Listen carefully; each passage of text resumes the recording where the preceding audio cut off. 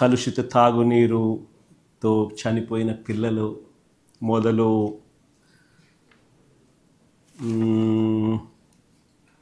కొత్త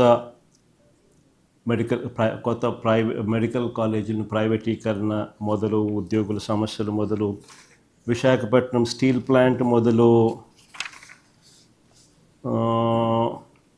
red book రాజ్యాంగం మొదలు, రెడ్ బుక్ రాజ్యాంగంలో ఎలా ఇబ్బందులు పెడుతున్నారో దగ్గర నుంచి చివరికి టీటీడీలో జరుగుతూ ఉన్న పరిస్థితులు, లడ్డు వ్యవహారం అయితేనేమి, పరకామణి వ్యవహారం అయితేనేమి, ఇంకా చివరిగా చంద్రబాబు నాయుడు గారు ఏ రకంగా తన కేసులను తాను దగ్గరుండి ఏ రకంగా చంద్రబాబు నాయుడు గారు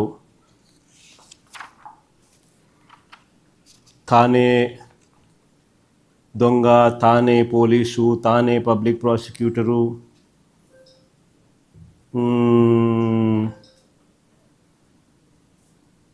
చివరికి తనదే గవర్నమెంటు, తానే అధికారుల మీద ప్రెజర్ పెట్టడము, తర్వాత తన మీద ఉన్న కేసులు తానే కోర్టులో పిటిషన్ ఎలా వేయించుకొని విత్డ్రా చేసుకుంటా ఉన్నారు.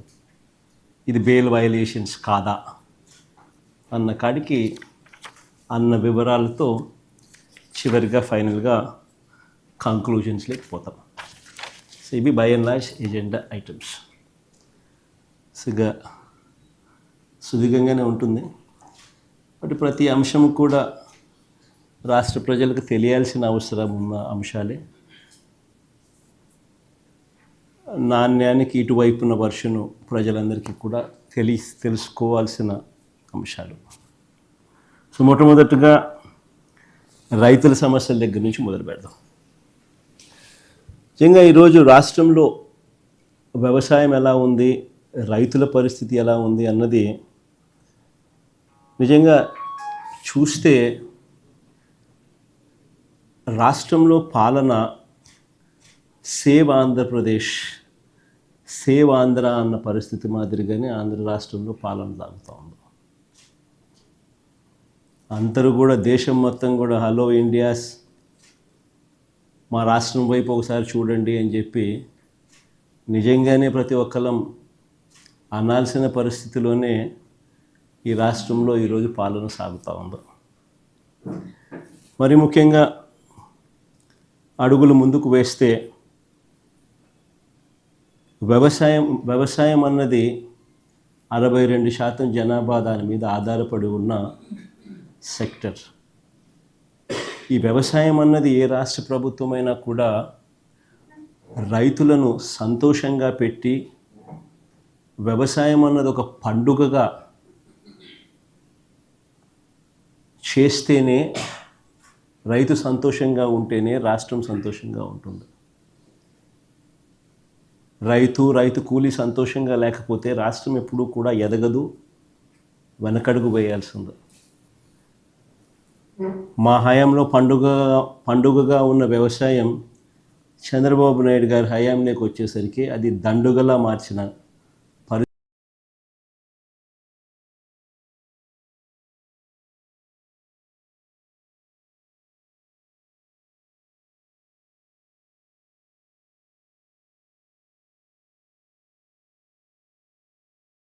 62% జనాభా దాని మీద ఆధారపడి ఉన్న సెక్టర్.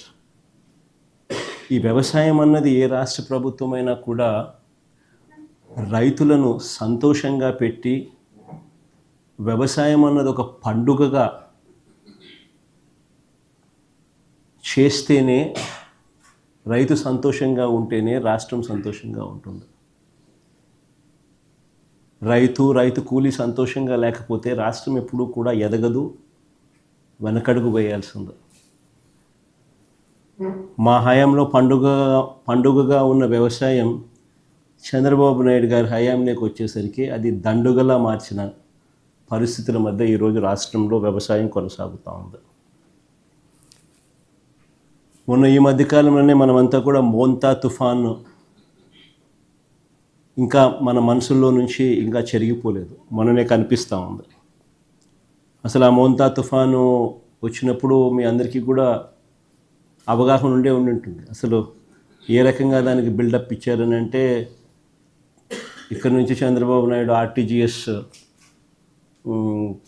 ఆర్టీజీఎస్ కార్యాలయంలోకి పోయి ఆయనతో పాటు ఆయన కొడుకు, ఆయనకు తోడు ఆయన దత్తపుత్రుడు, ఏ రకంగా ముగ్గురు కలిసి ఏ రకంగా దాన్ని అసలు ఎలాంటి బిల్డప్ ఇచ్చినారు అని అంటే, వాళ్ళు ఇవ్వడము, దానికి తోడు వాళ్ళ ఎల్లో మీడియా, వాళ్ళ ఈనాడు అయితేనేమి, వాళ్ళ ఆంధ్రజ్యోతి అయితేనేమి, వాళ్ళ TV5 అయితేనేమి, అసలు ఏ లెవెల్లో బిల్డప్ ఇచ్చినారు అని అంటే, ఏకంగా వీళ్ళే తుఫానును పీకబట్టి డైవర్ట్ చేసినట్టుగా, అసలు వీళ్ళు గన ఆర్టీజీఎస్లో గన టీవీల ముందర గన ఆ కంప్యూటర్ల మీద వీళ్ళు గన కూర్చోకపోయినంటే అసలు ఇంకా రాష్ట్రంలో తుఫాన్ ఎఫెక్ట్ ఇంకా ఏ స్థాయిలో ఉండేది అని అంటే, వీళ్ళు కాబట్టి దాన్ని ఆపగలిగినారు అన్న లెవెల్లో బిల్డప్ ఇచ్చినారు. బిల్డప్లో చూసిన తర్వాత చివరికి విషయానికి ఎన్నిక వస్తే తుఫాను చేసిన తుఫాను చేసిన బీభత్సం, ఆ డెవెస్టేషన్ తర్వాత ప్రభుత్వం స్పందించిన తీరు, ఫైనల్ పరిస్థితులు ఏమిటి అని చెప్పి చూస్తే, తుఫాను కారణంగా నష్టపోయిన ఏ రైతుకు కనీసం ఒక పైసా సహాయం అందలేదు. ఆశ్చర్యం ఏమిటి అని అంటే, దాదాపుగా 15 లక్షల ఎకరాలను తగ్గించేసి 4-5 లక్షలు కుదించేసినారు. పోనీ కుదించిన దానికన్నా కానీ కనీసం నష్టపరిహారం ఇచ్చారా అని అంటే అది లేదు, ఓ పైసా ఇలా. సరే, ఈ మోంతా తుఫాను గురించి పక్కన పెట్టండి. చంద్రబాబు నాయుడు గారి ఈ 19 నెలల పరిపాలనలో రాష్ట్రంలో దాదాపుగా 17 సార్లు ప్రకృతి వైపరీత్యాల కారణంగా, అంటే అది కరువు కావచ్చు, తుఫాన్లు కావచ్చు, 17 సార్లు ఈ 19 నెలల కాలంలో చంద్రబాబు నాయుడు గారి పరిపాలనలో ఈ 19 నెలల కాలంలో 17 సార్లు ఇన్పుట్ సబ్సిడీని వారంట్ చేసింది. ప్రకృతి వైపరీత్యాల వల్ల రైతులు కరువు వల్ల అయితేనేమి, తుఫాన్లు అయితేనేమి, కరువులు అయితేనేమి, అకాల వర్షాలు అయితేనేమి, రైతుల జీవితాలు చిన్నాభిన్నమై ఏకంగా 17 సార్లు గవర్నమెంట్ నుంచి ఇన్పుట్ సబ్సిడీ అన్నది రైతులకు రావాల్సిన పరిస్థితి. దాదాపుగా 1100 కోట్ల రూపాయలు ఇన్పుట్ సబ్సిడీ బకాయిలు.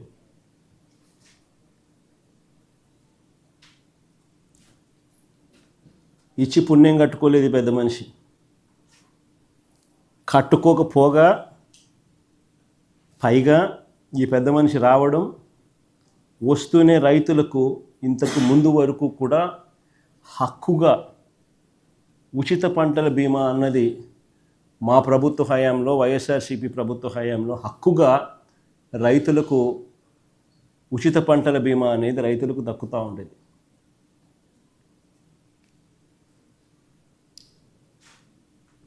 అలాంటిది మా హయాంలో అయితే దాదాపుగా 7,400 కోట్లు, 7,800 కోట్లు ఇచ్చినాం రైతులకు. ఉచిత పంటల బీమా ప్రభుత్వమే చేసి, రైతు తరఫున కూడా ప్రభుత్వమే కట్టి, దాదాపుగా 7,800 కోట్లు, 7,400 కోట్లు, ఎగ్జాక్ట్గా నెంబరు 400-500 crores అటు ఇటు, 7,400, 7,800 crores ఆ కైండ్ ఆఫ్ సపోర్ట్ ఫార్మర్స్కు ఇవ్వడం జరిగింది. ఈరోజు రైతులకు హక్కుగా రావాల్సిన ఆ ఉచిత పంటల బీమా చంద్రబాబు నాయుడు అధికారంలోకి రాగానే ఆ బీమా పథకాన్ని రద్దు చేసినాడు.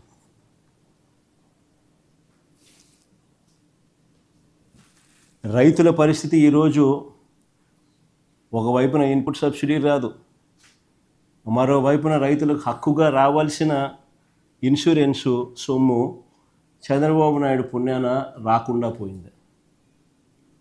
రాష్ట్రంలో దాదాపుగా 84 లక్షల మంది రైతులు దాదాపుగా వ్యవసాయంలో ఉంటే 84 లక్షల దానికి కేవలం 19 లక్షల మంది రైతులు మాత్రమే ఇన్సూరెన్స్ చేసుకున్న పరిస్థితి.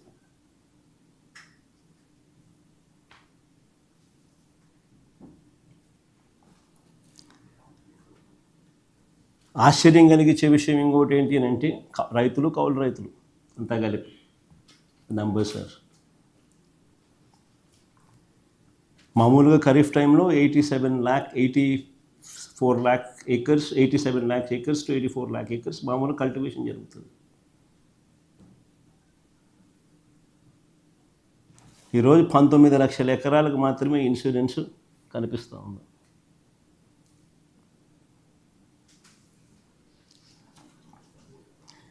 మిగిలిన వారి పరిస్థితి ఏమిటి అని అడుగుతా ఉన్నా.